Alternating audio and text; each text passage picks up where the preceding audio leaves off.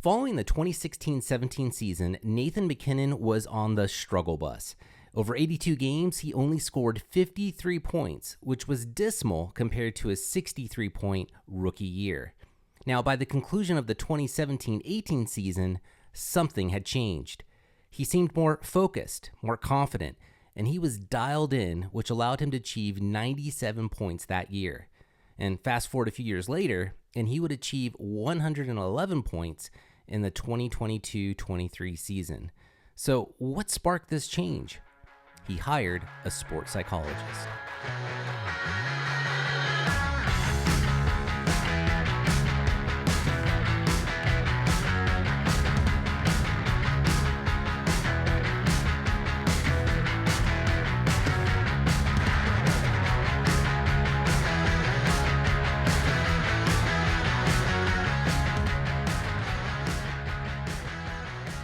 Hi, I'm Scott Schwertly. And I'm Dale Dameron. And we are mental performance coaches at GritBase. And at GritBase, we create customized mental performance strategies to help hockey players just like you become more confident, calm, and mentally tough so they can succeed on and off the ice. And we're also the hosts of this podcast, Hockey Combat Mindset, which is all about helping you win the war in your mind and become a stronger and more capable hockey player. Welcome. We're glad you're here.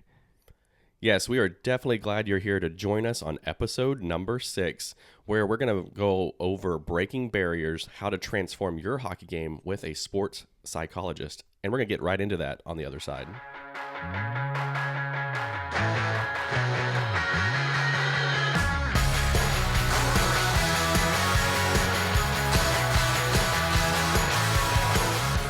So during the 2010s, the Colorado Avalanche only made the playoffs one time. That is one time making the postseason from 2010 through 2017.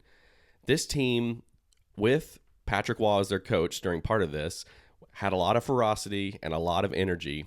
And that was the one time they made the playoffs. They won 52 games, and that was the season of 2013 to 2014. As we mentioned at the beginning of this podcast episode, Nathan MacKinnon, one of the rising superstars at the time that was drafted very high by the Colorado Avalanche, during the 2016-17 season, he was on the struggle bus big time. Yeah. I don't really have his stats in front of me. I know you mentioned at the beginning, but it was a dismal amount of points. It was 10 less points than his rookie season. Yeah, 53 compared to 63. That's insane, like that much of a drop-off, which is, the Avalanche, I would say, we're probably getting very worried at this point. Oh, yeah. I'm sure he was personally as well. Exactly. So the Avalanche as a team only won 22 games that 2016-17 season. 22 games out of 82. Sound like the San Jose Sharks right there. So needless to say, they got another first-round draft pick around that time too, right? Yeah. So 22 games where they had a victory out of 82 overall. And then, like we said, Nathan MacKinnon sought out a sports psychologist. He sought out to improve his game, to improve his mindset, and to get that competitive edge even more so over all of his competitors out there, right? Yeah, it's like, I think in this case, which we'll talk about later, but I mean, he obviously had his physical game down. He had his skills down, but I think he knew the thing that was missing was the mindset. Something was off where he just was not dialed in. He wasn't focused in the right way. Maybe he was doubting himself, maybe a lack of self-belief, but obviously all those things were kicking in because obviously nobody doubts his skills. But he knew there was probably something with his mind that needed to be adjusted. Yeah. I mean, he's jumping into the NHL. He was a superstar talent coming in, drafted number 1 overall. I mean, all that, right? But that doesn't mean your traits are just going to easily transfer to the NHL, right? Mm-hmm. And everyone knows about the sophomore slump. He obviously went through that. And from a very early on, moment in his career, he already saw that he needed to do whatever he could to gain an advantage over everybody else. Mm-hmm. Yeah, and I've actually got the stats in front of me, like that sophomore slump. He did 63 points his rookie year. Sophomore slump, 38 points. Came back, got 52, then 53, but that was enough for him to think, or at least understand that something's got to change. Something has to change indeed. So what did he do with his game, right? He went to sports psychologist. He sought out how to get better. And it obviously helped him out, but one thing I wanted to point out too is how much it helped the Avalanche out. Mm-hmm. So 22 wins in 2016-17. They go to the next season, 2017-18, 43 wins on the season. And this is where he has 97 points. So we went from 53 to 97 points. That's insane. And 21 more wins.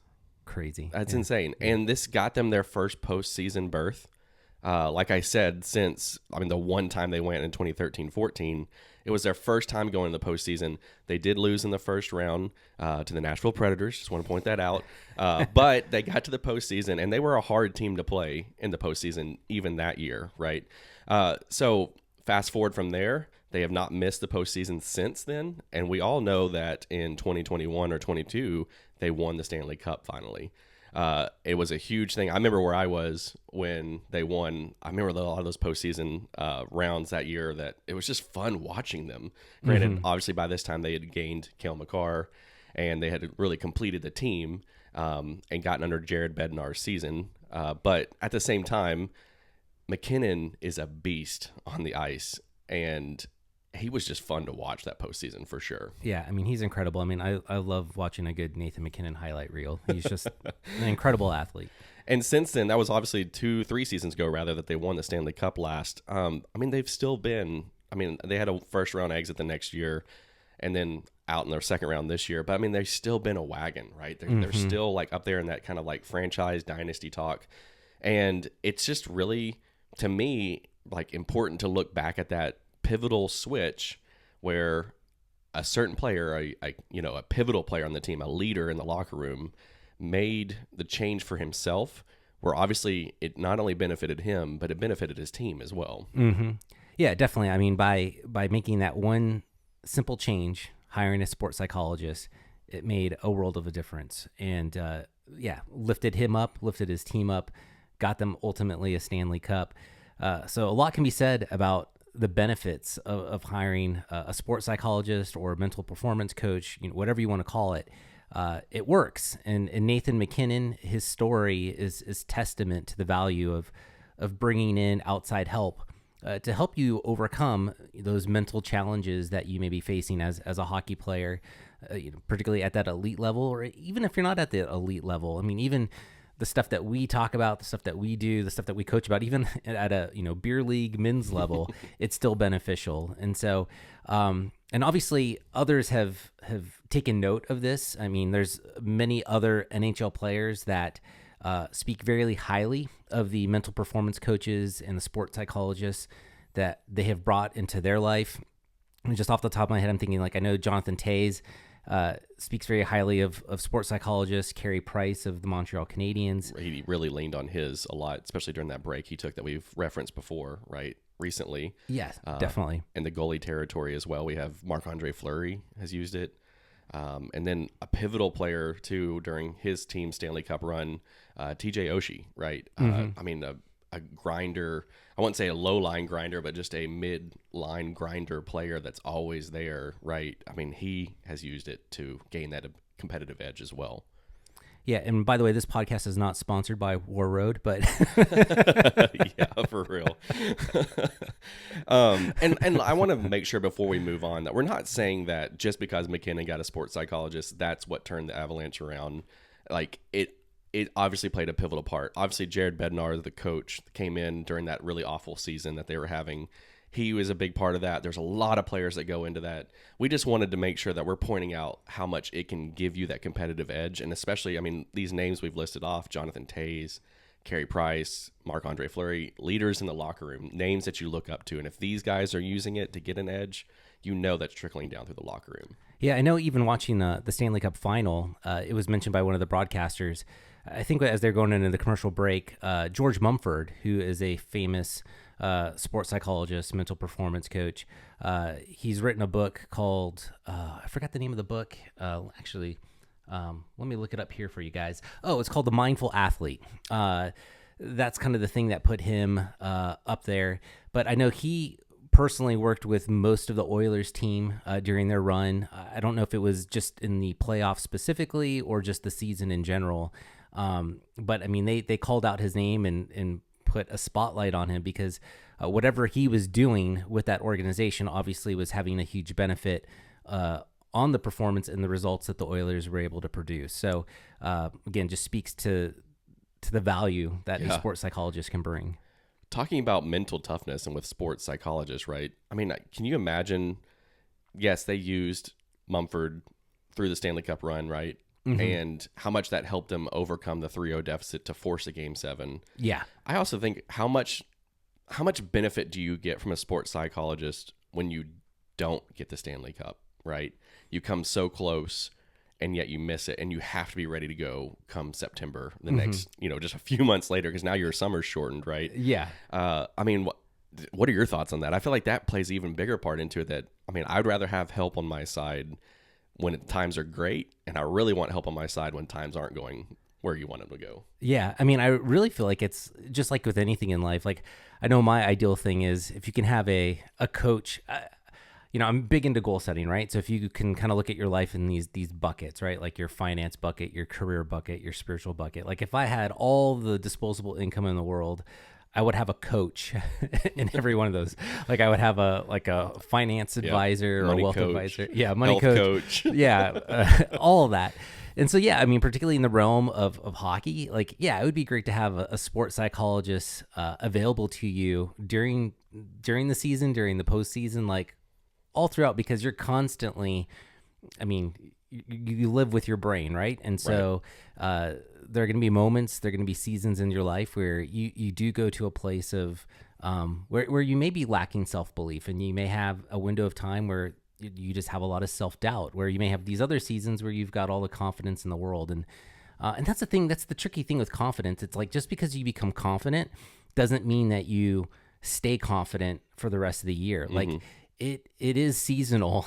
And so if I can have a sports psychologist available to me all the time to keep me in that confident zone, like that would be ideal, obviously. But that's kind of my 2 cents on it. Like I think having somebody in your back pocket is amazing. I'm right there with you. I actually have a hard time not laughing at it, just because I just pictured us having like a marriage coach that like looks over a video and be like, when you said that one line to your wife, I don't know if you noticed it. Let's look at the video here. You see this look she gave you? Yeah, let's change our game plan on that. Yeah. So psychologist, coach, all these people, right? They help grow you. They help grow your game. And psychologists, obviously, they're going to focus on the mental side. And we want to know, what's the impact that they can bring to you? What's the benefit that they can bring to your game, to you, to give you that competitive edge? And that's what we're going to cover in today's episode. We have, I believe, it's 6 points, I think. Yeah. Super excited to unpack these for you, because if you are on the fence, or if you're one of these, obviously if you're dialed into this episode, you're probably considering, like, maybe do I need to bring a mental performance coach on to help me get through whatever this plateau that you may be in. You may be in this downward trajectory and you're wanting to get out of it. Maybe lately you've been holding on to the stick too tight. If you're on the fence, we're going to walk you through 6 benefits, 6 reasons why you should probably hire a sports psychologist. And even if you have someone in your back pocket, then these 6 things will probably hopefully just reaffirm that you've made the right decision and that you need to continue working with that mental performance coach to continue to elevate and level up your game. So yeah, we're gonna jump right into these. And excited just to unpack these for you. So the first reason why you should hire a sports psychologist is to unlock your true potential. And so we kind of alluded to this already, but if you think about really any sport, but for this conversation, specifically hockey, it really does come down to 3 main components. And you have to be a master of all 3 to really see success on the ice. And so that's the sort of the physical aspect of the game, the skills, and then the mindset. So when I say physical, I'm really referring to, just think about your raw brute strength. This is you hitting the gym. This is you lifting weights. This is just you trying to become a more powerful player. So it's just your physical ability. How much you can throw your body around, how fast you can skate on the ice, your quickness, your acceleration, how much you can like shift from left to right. I mean, it's agility, it's everything, right? That goes in the physical. Yeah, definitely. Like lateral movement, how you can go north and south, east and west, all that stuff. And then kind of a close cousin of that would be more of your skill sets. So specifically to hockey, obviously this is going to be your ability to shoot, your ability to pass, your ability to stick handle and dangle, and how impressive your toe drags are, like the actual skills of the game. And then you can kind of get into a little bit of the skating stuff as well. Right. So how you handle your edges and all that stuff. So physical being kind of like your strength, skills being those hockey specific skills that you have, again, shooting, stick handling, passing, and etc. And then there's the third component, which is mindset, which unfortunately, the reason why we even have this episode, this is the category that often gets neglected. So I know for us, like when working with athletes, at some point, an athlete, an elite player, someone who's wanting to, play at their favorite college or get drafted to the NHL, you kind of eventually hit that ceiling with physical and skills. So like if you're a young athlete, you're, in an 8U program, a 10U program, you may be able to get away with out skating your peers in your competition, out shooting them. And eventually that competitive edge starts to wear off because eventually you start getting, migrated into more competitive hockey programs. Your parents may relocate to a different city. You may be put into a different league, but eventually so maybe you're the tallest kid for a lot of years, then everyone catches up to you, so you no longer just have your size just to lean on. Yeah, exactly. So eventually that sort of physical and skill advantage kind of runs its course, right? And so really because everybody's going to be shooting like you, everybody's going to be skating like you, that advantage eventually fades, right? So the one thing that's going to separate you from the competition is your mindset. And so what's interesting is when most athletes reach out, it's usually when they come to that realization that, wow, I don't really have a competitive edge anymore with my physical or skill sets. I need to do something different. And that's where mindset comes in. And so if you want to unlock your true potential, which is our main point here, is you have to master all three of these, and you've got to pay attention to your mindset. I think if you asked most players out there, when we talk about the physical and the skills as 1 and 2, they would say that those are interchangeable, right? We even mentioned it earlier on, right? We mentioned when we're talking about the physical, we talked about how fast you can skate, what's your acceleration, what's your agility like. When you talked about skills, you brought in skating as well.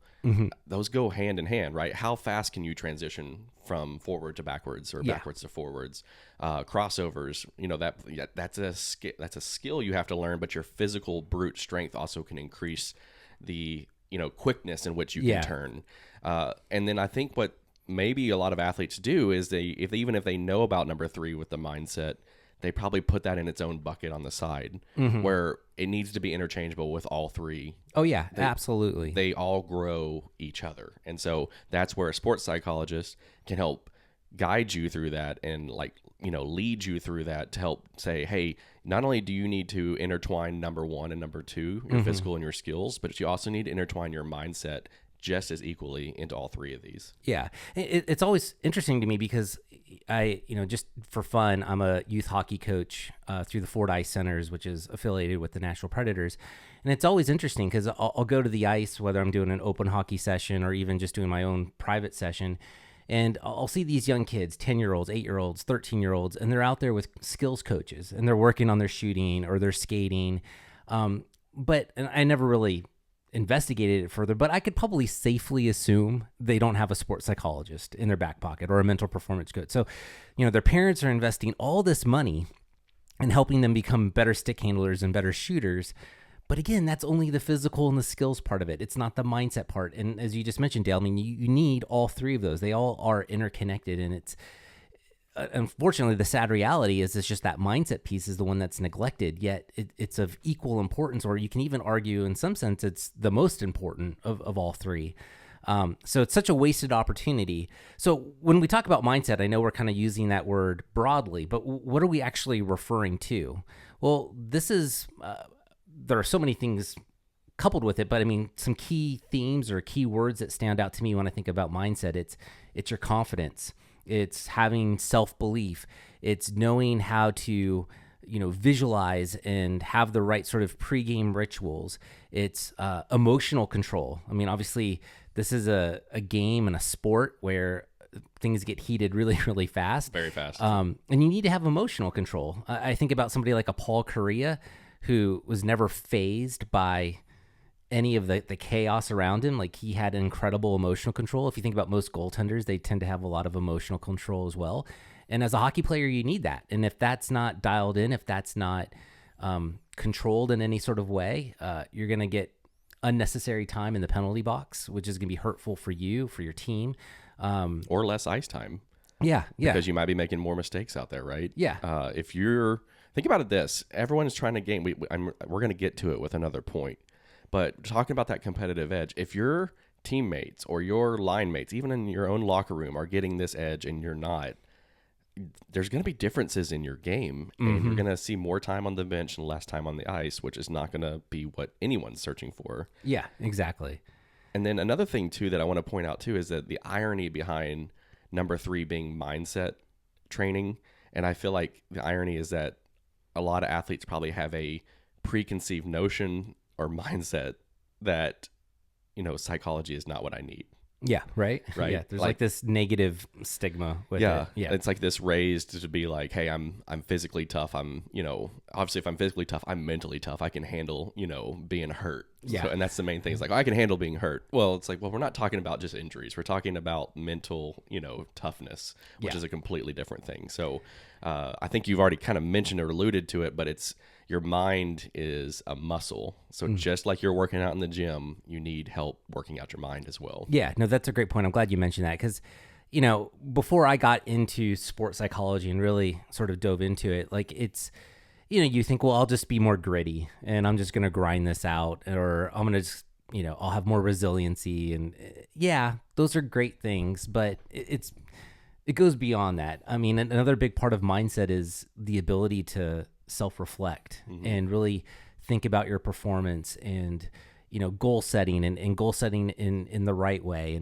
And, all those things contribute to self-awareness, which if you're a coach out there and you're listening, I mean, obviously you want players who are self-aware. They know their strengths, they know their weaknesses, but that's never going to be realized if someone doesn't know how to self-reflect, which is, again, another component of mindset training. So all that to say, if you want to unlock your true potential, you have to focus on that mindset piece, or you're never going to level up your game the way you truly want to. Yeah. I mean, from an easy, just math standpoint, if there's 3 parts to this and you're only training 2, that's just 2/3 potential that you can get out of it. So why not unlock the entire 100%? Yeah, exactly. So number 2 here, our next point is you could use a sports psychologist to help manage your performance anxiety. We all know that in big games, athletes, just like anyone else, they can have a lot of nervousness, a lot of performance anxiety. You know exactly what to do. Your skills are there. Your strength is there. But once the big game gets, brought upon you, maybe some of that stuff goes out the window, right? We've seen it. How many movies have we seen where, hockey movies specific, where that player gets, the penalty shot in the dying seconds to win the game, right? I mean, I can think of Mighty Ducks right off the top of my head. That's a big one. But I mean, at the same time, like these are moments that they don't happen like they do in Hollywood, but they happen on the ice every single night in all different kinds of games. So I think it's just really important to have a sports psychologist on board, a professional, to help you manage that performance anxiety. And I mean, not say to where it won't happen, but how do you work through it when it does happen? Yeah, I mean, it's such a critical piece to be able to handle that in the right way and to have the right strategies to manage it appropriately. I know within the sports psychology space, there's a very popular, and you'll see this, I mean, if you do just a simple Google search, but it's basically a performance sort of stress or arousal chart. So I wish we had this visually so I can actually show it to you in a visual way. But think about a typical sort of bell curve. Yeah, bell curve. Yeah, chart where you've got performance on one side, you got stress on the bottom, and then kind of this bell curve or almost this sort of inverted U shape. Pretty much at the bottom of that, you're going to have boredom, and then as it rises up, you're going to have attention. As you get to the top of that curve is performance. That's ultimately where you want to be. Like if you're performing at an elite level, everything is dialed in. Last week we talked about the flow state or being in the zone. That top of that bell curve or that inverted U is you being in an ideal state. And as it starts to sort of go downward, you're going to get into anxiety, as it goes downward. And at the very bottom of that, you're going to have a meltdown. So again, boredom on the far left moves towards attention. performance at the top, at the peak. As it goes downward, you have anxiety, and then you have meltdown at the very bottom. So based on our experience of working with athletes, typically what happens when a Nathan MacKinnon realizes, okay, something's got to change, they're floating between performance and anxiety. So they're beyond the top of the inverted U there, and they're starting that downward trajectory towards anxiety. And so they're kind of just in that downhill mode, right? And so that's typically when an athlete will reach out and say, something's wrong, something's broken, I don't feel like myself, I'm performing well in practices, I'm not performing to my full potential during games, or when it matters, or when I'm under pressure, insert X, Y, and Z, whatever that is. That's when a sports psychologist is usually, again, brought in to help change that and move that sort of indicator back up to the top where they can be at that top of the inverted U or top of the bell curve there. So, and it's important that they're catching it before they hit the meltdown point. Yeah, right. Correct. Right. They're starting to get into that. Exactly. Yeah. Not to say that you couldn't come back from the meltdown. Sometimes we all need that just complete breakdown to get back and regroup. But it's important that these athletes are catching it as they're in the, like you said, between the performance and anxiety stage. So obviously they realize my stress level is a little bit higher than I need it to be, or I would want it to be. And my performance is also dipping. So I need to catch this before it falls too far. Exactly. And sometimes they don't, right? And then they get into the meltdown phase, or that's when someone may retire early, or they may just give up on the sport and realize that this isn't for me. Everybody's better. I'm terrible at this game. Who knows what's going to happen? But yeah, that's a bad place to be. So I love this. Like Scott said, I wish that we could have the visual of this, because I love this chart, because I know for me, and I think, Scott, you're the same from what we've talked about in the past. Played hockey for many years. We play on a rec level, so it's not like, I'm winning a Stanley Cup or anything like that. But I still have a small amount of stress that goes into each game. Leading up to the game during the day, it's just like, it's always in the top of my mind.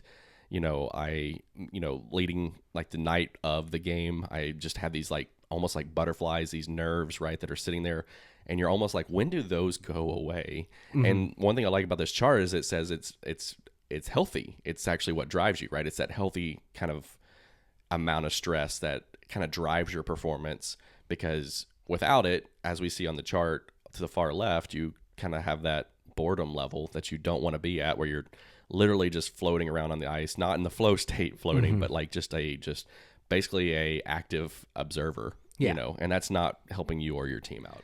Yeah, no, exactly. And, there's been a lot of, research studies done that honestly, your brain does not know the difference between excitement or anxiety. So folks like ourselves will say, well, use that to your advantage, right? Because when you're having those butterfly feelings, when you're feeling those anxious feelings, it actually, it indicates that you're alive. It also indicates that you really care about this upcoming event. So just channel essentially you want to reframe it, right? That it's not something you need to be anxious about, but rather you need to be excited about it. And the more that you can be excited about it, again, your brain doesn't know the difference between those two. You can harness that power of excitement to fuel you to that next level, and allow you to have sort of a different lens on what's about to happen. And those things that are kicking in, I mean, again, it's part of our DNA. It's about, again, as I mentioned, it is an indicator that you're alive. It is an indicator that you care about something. It's your fight or flight mechanic switching on, basically. Yeah, and again, use it to your advantage, not to your disadvantage. Yeah. So whether you're on the left-hand side of this bell curve or you're on the right-hand side of this bell curve, let's say you're too stressed, you're not performing well, you want to get back to that center, or you're bored, or you're just at that maybe peaked interest or piked or interest level to start it out, then you want to get to that, center as well. A sports psychologist can really help you kind of either gain the confidence or get that stress level down to where it needs to be at a healthy level. And they can do this through strategies that we've mentioned before in other episodes, right? Relaxation techniques, breathing exercises. They can help you with some coping strategies that can help those pregame nerves I was just talking about. I know just in our discussions, there's been things that I've started practicing more that I've noticed that, like, hey, it doesn't eliminate the stress, but it definitely helps my heart rate leading into the game. The drive out's a lot more, relaxed. I think I told you this on a ride recently. Maybe it's just because it's summer, but the season we're in right now, I just have my nerves are, at a very healthy level. Yeah. Where I'm not putting a lot of pressure on myself, and I feel like my game has been back to, where I kind of want it to be at, which is nice. Yeah, I mean, it's amazing when you can actually be a little bit more calm and in more of that excited rather than anxious state before any game. Because when it's fun and you're excited, like your muscles relax, your heart rate's calm, like that's where you're going to really see your true performance potential emerge as compared to, again, being anxious and holding on to the stick too tight or overthinking and being inside your head. Like those are all dangerous concoctions that just really can destroy anyone's game. Which honestly segues great into point number 3.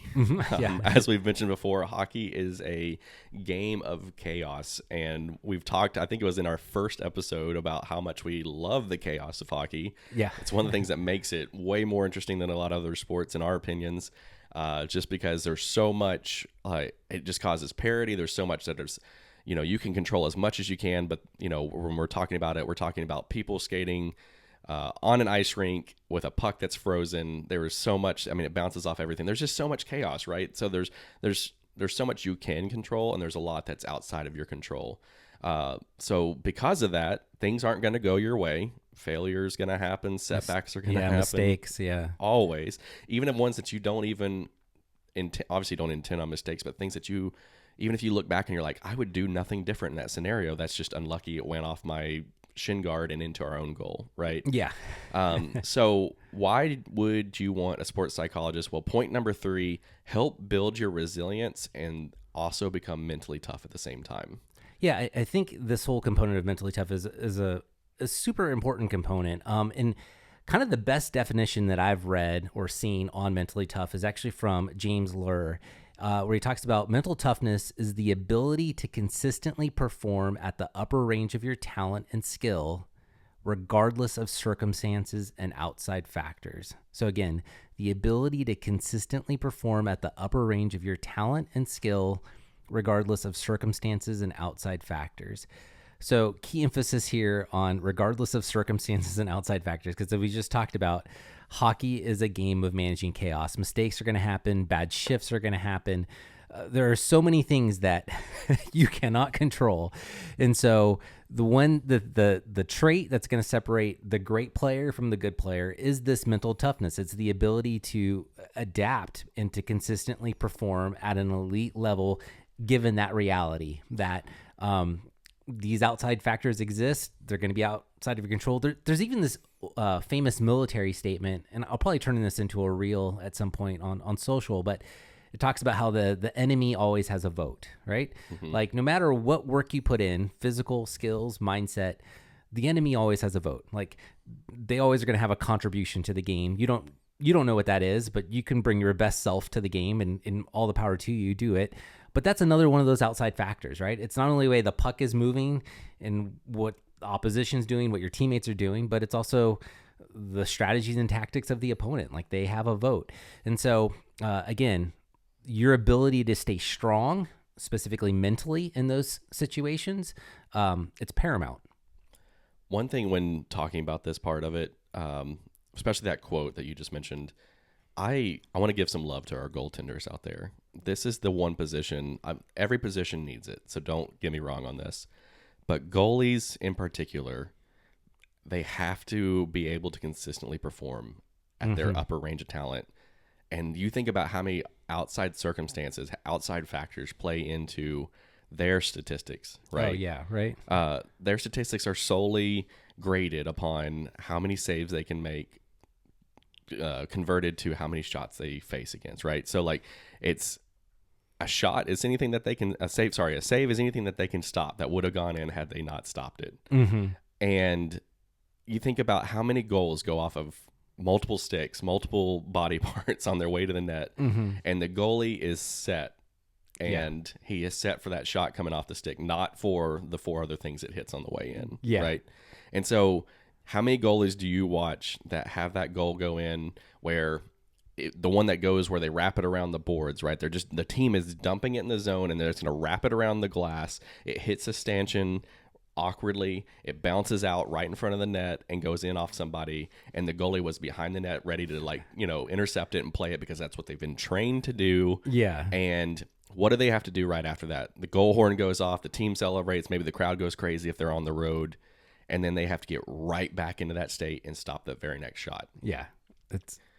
If they don't do it, if they're not trained, if they don't have that sports psychology kind of mental side toughness to it, I mean, what's to stop them from just letting the next easy straight shot right in? I know, right? Yeah. I don't know how they do it. Yeah. Well, I mean, it's like if you make one mistake, you have 18,000 people booing you. Like, that's so much pressure. To have that sort of spotlight. And then like to have things out of your control, like your forwards aren't back checking or your defenseman is terrible. That'd be frustrating. Anything like that, right? Yeah. And like I said, like it's just, or you actually rather just said it with the fans, right? Like whether or not you know that it was your defenseman that made a mistake or your forwards weren't back there supporting you, the fans, who is the first person they blame when it's a close game and that goal goes in late? Yeah. The goalie, right? All the time.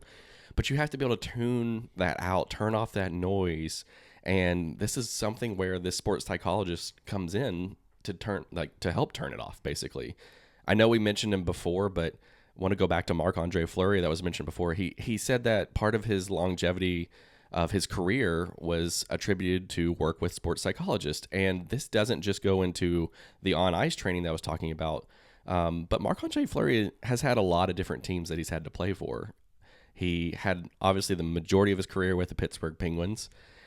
We all, as at least those of us that follow hockey, know that when the Vegas Golden Knights got their team and had their expansion draft, he was left exposed by the Penguins, got picked up by the Knights, immediately fits in with their locker room. They go to the Stanley Cup final in that very first year.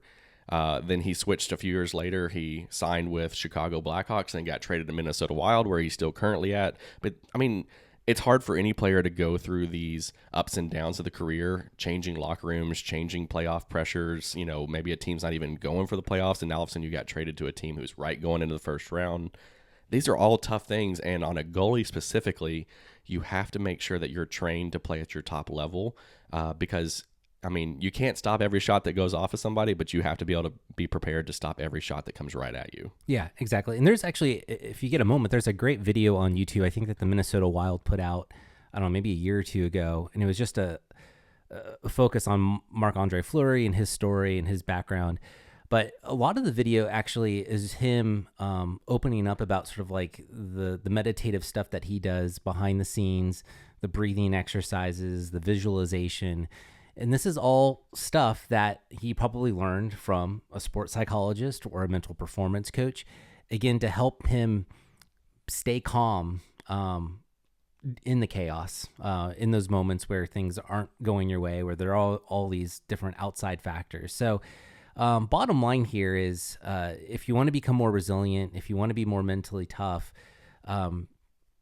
working with a sports psychologist is going to put a spotlight on those things that you need to do, whether it's breathing, visualization, goal setting, self-reflection, things that you can rely on and work through to be resilient when things don't go your way. Discover your hockey player type in just 3 minutes. Are you the tenacious bear or perhaps the agile cheetah? Introducing Primal Score, our free assessment to help you unleash your inner beast. It's time to take the limiter off your potential. Claim your edge by taking this fast and free assessment that's designed to help hockey players just like you achieve their full potential. Go to yourprimalscore.com to get your personalized results. Again, that's yourprimalscore.com. So to circle back on Nathan MacKinnon, this is an athlete that in the offseason trains with Sidney Crosby. He's good friends with Sidney Crosby. And we all know that the level that Sidney Crosby has played at during his whole career and where he'll go down in hockey history, right, as one of the greatest players of all time. Nathan MacKinnon, I think he's great friends with Sidney Crosby, but he does not want to be at a level below anyone. Mm-hmm. Skill-wise, stat-wise. I mean, I don't know about stat-wise, but I know skill-wise, he's not going to want to be overmatched by anyone. And so we kind of go back to that season that we talked about earlier where he had that slump. This was something that probably ate at him a lot because he doesn't want to be beaten by anyone. The Nate dog, as they call him, is always on the hunt. And I mean, you can go online and probably find these videos of him during Colorado Avalanche practices. These are practices with his own teammates.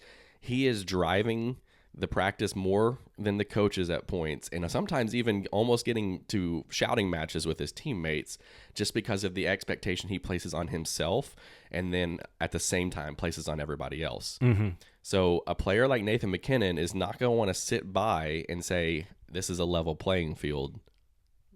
He's going to want to do everything he possibly can do to give him that advantage. Absolutely. Having an advantage in anything is such a great place to be. And even ideally, even like more so than that, you want to have an unfair advantage, which actually leads us to point number 4 here. So there's this really great book by Ash Ali, I hope I'm saying that correctly, and Hassan Kuba. They wrote a book called The Unfair Advantage, How You Already Have What It Takes to Succeed.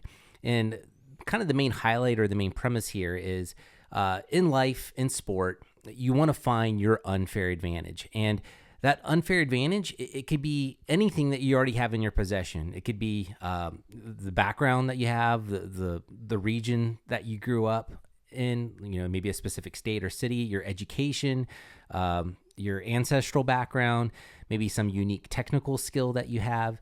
But if you can find what that unfair advantage is and then exploit it and use it to its full potential, that's what's really going to allow you to sort of rise above the rest. And so for someone like Nate Dogg, I mean, obviously he's known for his speed. I mean, that is clearly an unfair advantage for him that he has over everybody else. And so the more that he can demand that out of himself or demand that same high level of speed or caliber of play from his teammates, the better off the Avalanche are going to be and so forth.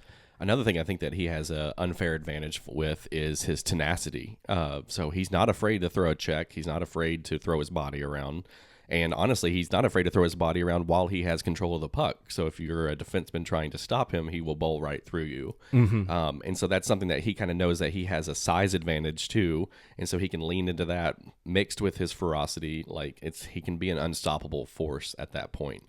And kind of back to what you said about unfair advantage, coming from, we're stationed here in Tennessee, so we're in the South. We don't have the unfair advantage of having ice all year round, right? Yeah. I know Scott and I both have been, we'll get these ads in the wintertime about getting a backyard rink set up in your backyard. And just, oh my gosh, what a pipe dream that would be to have a backyard rink that I could go out on and skate at any time during the winter. But we don't have weather down here where it's below freezing very often. So it's not going to be plausible for us to have a backyard outdoor rink. So anyone in Canada or, northern United States is going to have that great advantage of just going out on a pond that freezes over and being able to get your skating in at any time that you want to, right? As opposed to down here in the South where you have to buy the ice time, set aside time to go drive out there to go get to it. It still pays off. You can still put the effort in. I'm not trying to say that it's not there, but you want to talk about an unfair advantage. That's something that people from, the Sun Belt area already are at a disadvantage as far as, not being able to exploit that. Yeah. I know it's always funny. Like if you meet a new hockey friend and you say, hey, where are you from? And they're like, oh, I'm from Minnesota or I'm from Michigan. It's like, oh boy, you're a better player than me. I don't even have to see you skate yet. Well, it goes down to the whole, how many times you skate every week? I definitely get out once a week. Oh, that's not going to cut it. That type of thing. However, in saying that, if you are in those states where you have the outdoor rink, opportunity or the outdoor frozen pond, and you're not exploiting it and taking advantage of it, you're going to fall behind from everyone that does have that opportunity. And you're not jumping on that quote unquote unfair advantage to get you ahead of everybody else. Yeah, you definitely don't want to miss out on those opportunities. So since we're on this topic of unfair advantages, obviously a big theme that we're talking about today is that obviously if you work with a sports psychologist, they're going to help you with mindset. And specifically for this point that we're trying to make, they're going to help you determine what your unfair advantage is. And so one exercise or something that you need to be thinking about here, maybe if you don't have the resources right now to bring on a mental performance coach or a sports psychologist, is to really think through what is your unfair advantage? Like what is that one unique thing that you bring to your hockey game that nobody else has. Again, it could be, as we're talking about here, it could be where you grew up and maybe you had exposure to all this ice. Maybe it's your academic background where maybe you can look at the ice in a different way, or you have some different level of hockey IQ because of your mathematical background, or I don't know, whatever it may be. I know for me, like, I'm just trying to think about this practically, like Grit Base, this is technically probably more like my third company. And so I have, 2 decades of entrepreneurial background and experience of managing others and leading others and coaching others. And I'm not starting from scratch with this company. And so I'm able to take that experience and bring it to this entity as, so it's not my first time. I've been there, done that. But for me, as someone who owns this company, this is my unfair advantage. Like I've have experience that someone maybe who's starting a company for the first time doesn't have. If whatever that does to sort of maybe help with your own creative juices, again, think about what your unfair advantage is. Dale, I know I'm kind of putting you on the spot. Do you know of maybe an unfair advantage that you have? I mean, obviously you have your police background, which is very unique, but can you think of an unfair advantage that you have in life, or if you want to even go more granular, even like that's hockey specific? I'd say with both, honestly. The police background comes into it a lot, just with the training that I received in the police academy from, I know I've talked about it before, but from just, breathing exercises that we learned while we were in the academy, to overcoming the stress of not just the academy, but the job itself, of handling high stress, high pressure situations, and knowing that your training is what you lean back on and that does not change.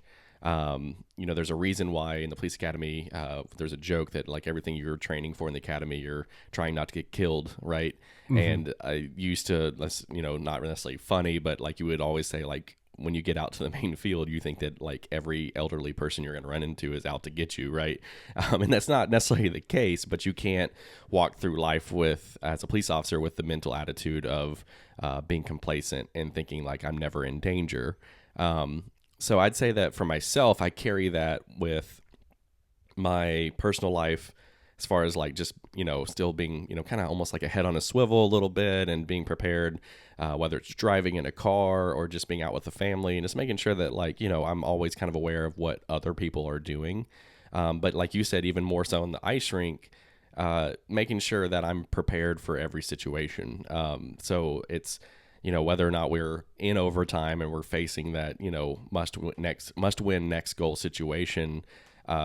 I know how to skate. I know how to puck handle. It's not, that doesn't go out the window just because the stakes are a little bit higher. Mm-hmm. I've trained for this. I've practiced this. It's muscle memory. Lean back on that and make sure that it carries through. Yeah. Yeah. No, that's good. I'm glad you brought that up.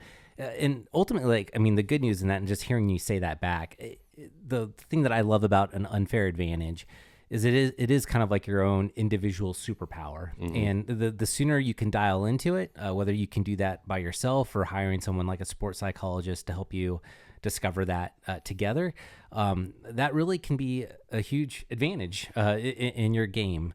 So I know I feel like we've sort of beat this topic to the ground, so I guess maybe we can move to the next one.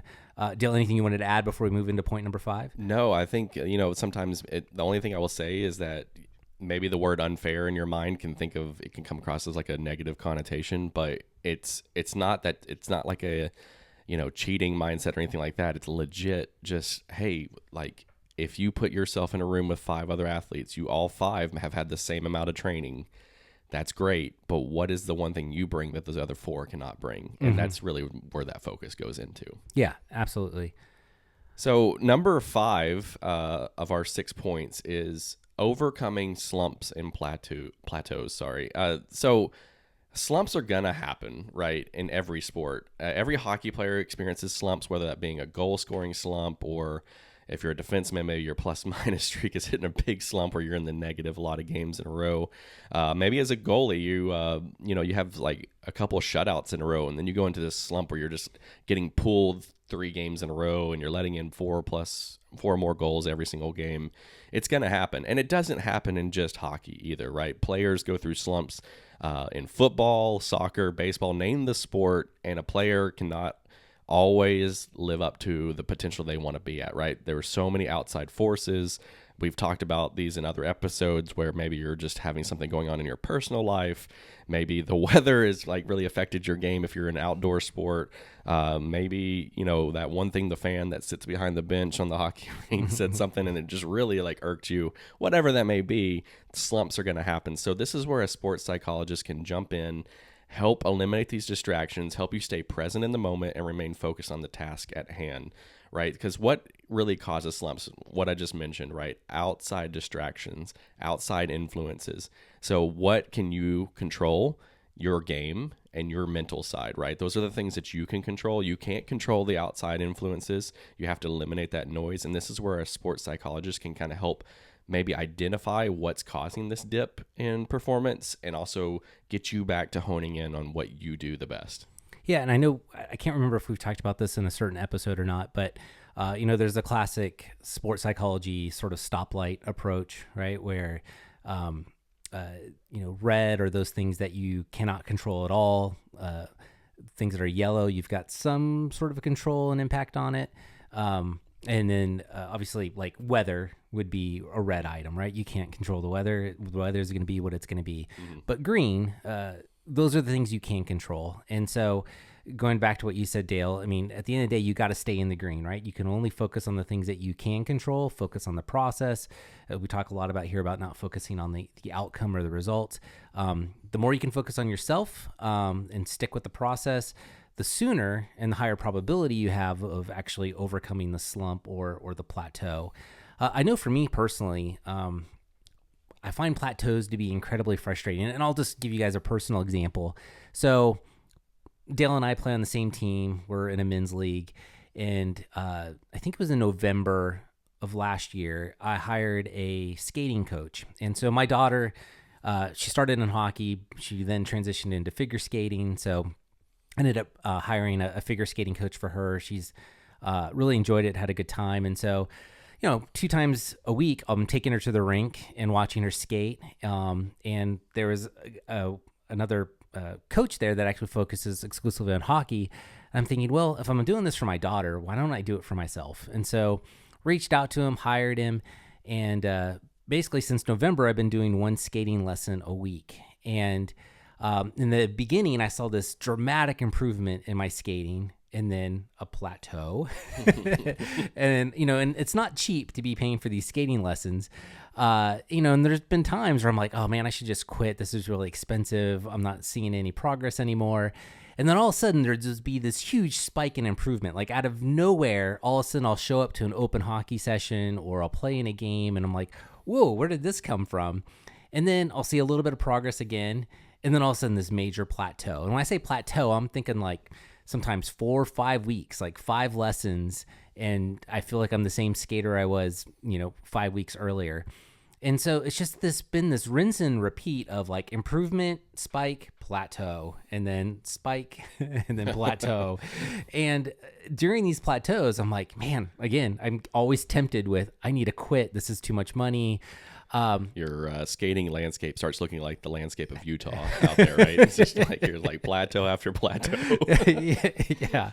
But I have to constantly remind myself that little spike will come again. And, indeed it does, eventually it happens. So, but it's hard. And, if you're one of those individuals right now where you're struggling with a plateau or even worse, a slump, I mean, the good news in all of this is that there is light at the end of the tunnel, that this isn't permanent. You will snap out of it. And by bringing on someone like a mental performance coach or a sports psychologist, they'll provide you with the strategies to actually get out of it faster.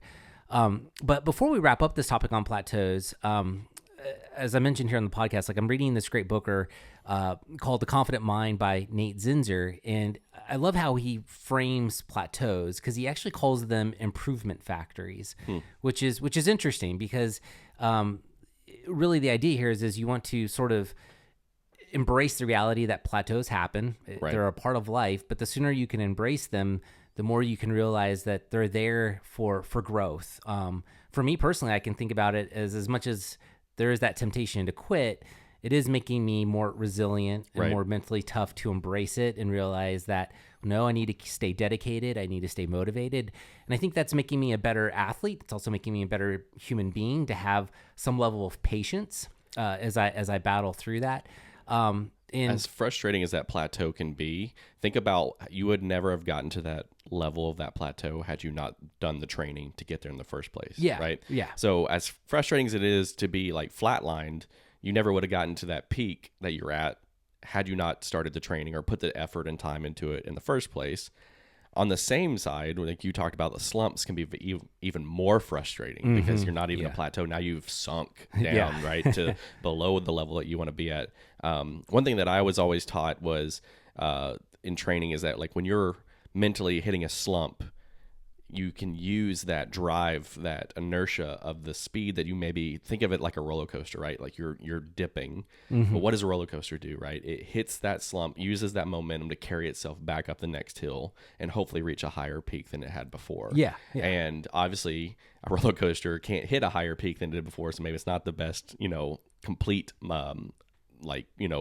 visual, but at the same time, with training, with effort, with time, and with a mental health coach, you can propel yourself up that hill and hopefully hit that next level. Yeah, definitely. No, it's the first time I've actually heard that analogy, but that actually works well to describe sort of what that journey is like. Yeah. Bottom line is, we kind of wrap up point number 5 is that if you bring on a sports psychologist, as we've talked about, it's inevitable as an athlete. You're going to have slumps, you're going to have plateaus. It's part of life, right?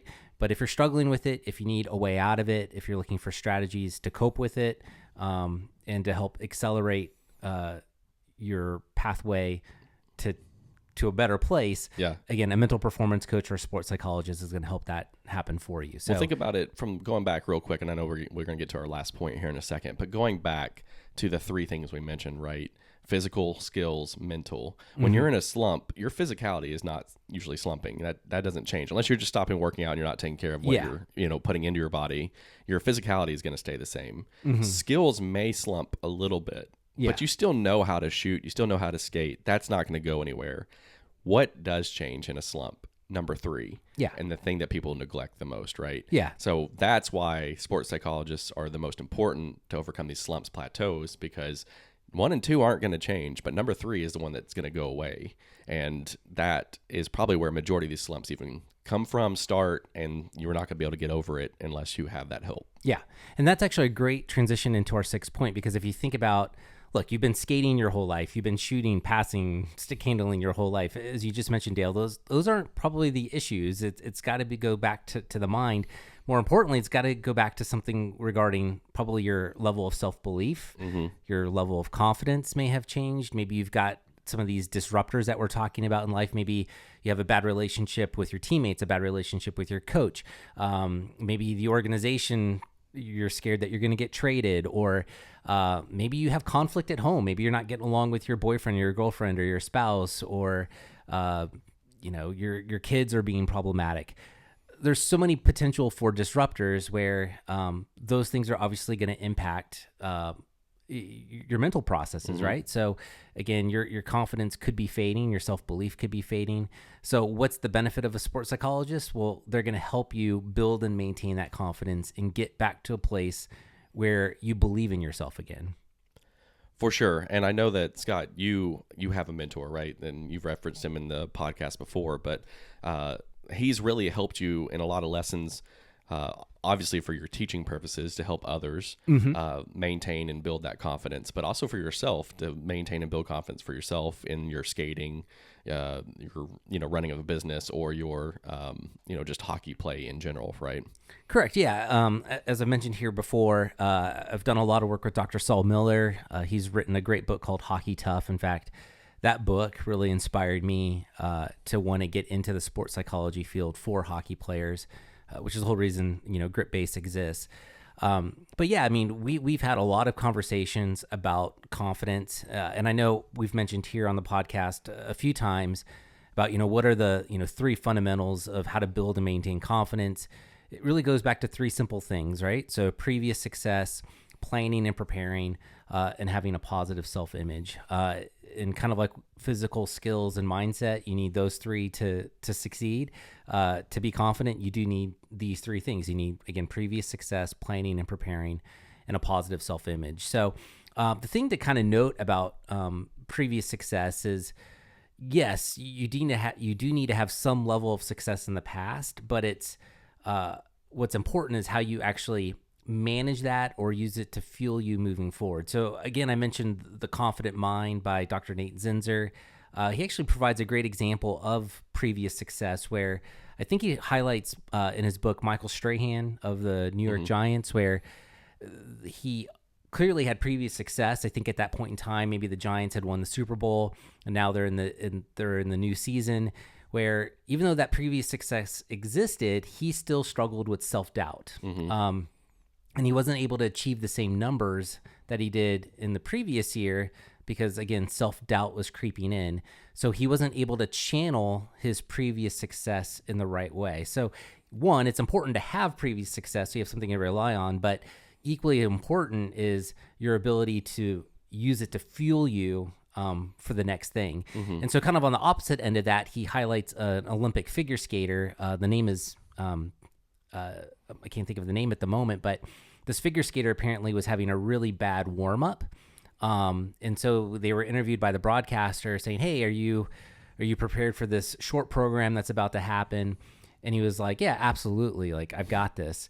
And so what that indicated is that he wasn't giving any attention to the bad warm-up, but he was rather giving attention to all his previous success of doing whatever it was, a triple axel, quadruple axel, whatever it was that he needed to do.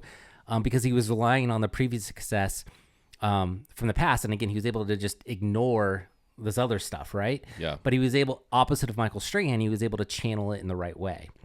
So that's something important to note. And again, I know we've talked about this in detail in previous podcasts, so I don't want to necessarily belabor it here. But again, previous success, got to be able to fuel it in the right sort of way or use it to your advantage. Planning and preparing sounds pretty straightforward, but obviously plan and prepare. You got to put in some of the hard work behind the scenes. Mental and physical. Yeah. Yep. And then having a positive self-image. I mean, this goes back to classic sports psychology, sort of 101, right? So it's, using, affirmations, having positive self-talk, thinking of yourself in a positive way, visualizing, all that stuff. You have to have a positive self-image in order to be a confident person, right? And that's where these sports psychologists will help you out even more, is they will help you know you and understand yourself that much better, right? Because you ultimately will know yourself better than anyone else, hopefully. But a sports psychologist, based on what you tell them, what you kind of feed to them as far as your struggles, where you succeed, what you do well in, where you excel at, they build off that. They build a profile for you at the same time and help guide you to know when you might be hitting, hey, I think you're hitting a level that, you don't want to be at, like this is I've noticed they can kind of maybe catch the slump before it happens mentally, right? Or they can kind of help you better prepare to avoid it altogether because they know what kind of training you specifically like really hone to or all that. So it's something that kind of goes to great lengths. It just helps you out a ton, maintain that confidence because they know you or they help you know yourself that much better. Yeah, and shameless plug, this is what we do at Grit Base, right? So we are your mental performance coach or sports psychologist. We can help you get through all these different things and know you better. Yes. Yeah. So as we recap here, 6 reasons to hire Grit Base or to hire a sports psychologist. Number 1, working with someone like ourselves or, anybody that you choose, we're going to help you unlock your true potential. That again, it's more than just physical and skills. There's also a mindset component. And what we do here at Grit Base is help you dial in on that mindset stuff and actually deploy the right strategies to elevate your game and to be thinking in the right way. Number 2, sports psychologists can help you manage your performance anxiety. We talked about the bell curve or that inverted U chart. If you want to be able to achieve that flow state, play in the zone, a sports psychologist is going to help you stay there longer and get there faster. Building resiliency and becoming more mentally tough. Again, a game of managing chaos. Mistakes are going to happen. They're going to have these outside factors. A sports psychologist is going to help you be more mentally prepared for those obstacles. We talked about exploiting your unfair advantage. We all have our own unique superpower. A mental performance coach will help you discover that and exploit it. Slumps and plateaus, they're inevitable. Sports psychologist, again, is going to help you get through those quicker and then stay out of them longer, which is a huge advantage. And then finally, ultimately, at the end of the day, I think every hockey player, I think it's safe to say that every hockey player wants to be more confident when out there on the ice. And a sports psychologist will help you achieve that. Will help you have more confidence both on and off the ice. So yeah, 6 great reasons to hire a mental performance coach. 6 great reasons on episode number 6. This is perfect. Oh, I think yeah. we timed that really well. Didn't even think about that. Yeah. Well, obviously, that's a wrap for episode 6, to be honest. And if you are listening to this podcast and you want to be a Nate dog, just like Nathan MacKinnon, right? You want to get that, just monster out from inside of you and help elevate your game. Make sure to download our mental toughness awareness guide so that you can learn how to become a more confident and fearless hockey player. All you have to do is simply go to gritbase.com. That's gritbase.com/mental toughness to download your free copy today. We're also very active on Instagram and all the social media platforms, and we would love to stay connected with you. We post daily about mental performance strategies for hockey players, so how do you find us? All you have to do is search for Gritbase, that's at Gritbase Hockey, and follow us on that platform and all those platforms, rather. With that, take this, find that sports psychologist, reach out to us, let us guide you, let us help you elevate your game, and with that, have a great week, and we're going to see you all next Tuesday. You have been listening to the Hockey Combat Mindset Podcast with Scott Schwertly and Dale Dameron. New episodes release every Tuesday, so be sure to subscribe wherever you get your podcasts. Leave a rating, provide a review, or make a topic recommendation for a future episode. Thanks again for tuning in, and join us next week for another episode.